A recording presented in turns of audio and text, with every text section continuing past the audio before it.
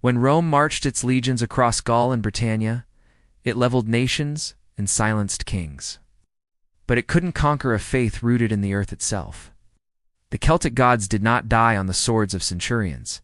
They simply withdrew into the mist and shadow. Rome erased borders and rewrote histories, but it never truly silenced the ancient Celtic gods.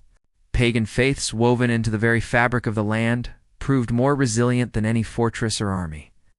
They survived centuries of Roman occupation, the imposition of foreign laws, and relentless conversion campaigns that sought to replace the old ways with a new order.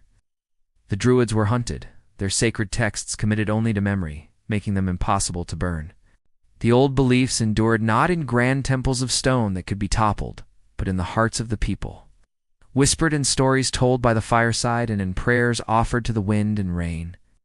The conquerors believed they were civilizing a savage world, yet beneath the veneer of imperial order. The old currents of spirituality continued to flow, deep and undisturbed. Celtic spirituality was a master of adaptation, a faith of quiet metamorphosis. It understood that to survive, it had to change its face, even while its heart remained true. The gods didn't vanish, were given new names, their identities veiled behind a thin layer of Roman ore, later Christian sainthood. Brigid, the goddess of fire, poetry, and the forge, was not forgotten. She was reborn as Saint Brigid of Kildare, her sacred flames continuing to burn under the careful watch of nuns. The core beliefs, the reverence for nature, the cyclical patterns of life and death, and the connection to the other world were too deeply ingrained to be uprooted.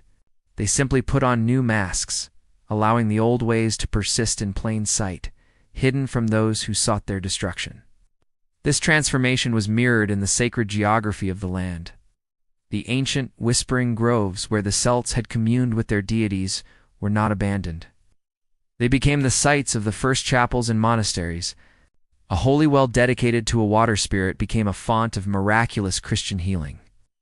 A mountaintop revered as the dwelling place of a powerful god became a site for a chapel dedicated to an archangel.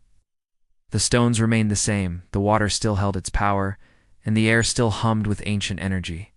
The names changed, the rituals were subtly altered, but the spirit of the place, the numen, remained unbroken. Rome and the church that followed it built upon the old foundations, believing they were burying the past, when in fact they were merely giving it a new roof under which to shelter. Even today, thousands of years later, the echoes of this tenacious faith are all around us, hiding in the names of our towns, the timing of our festivals, and the quiet superstitions we still observe. The festival of Samhain, the Celtic New Year, when the veil between worlds was thinnest, never truly disappeared. It echoes in the traditions of Halloween. The bonfires of Beltane, celebrating the coming of summer, still burn in rural communities. The names of rivers, hills, and valleys often carry the faint, forgotten names of the deities who once ruled them.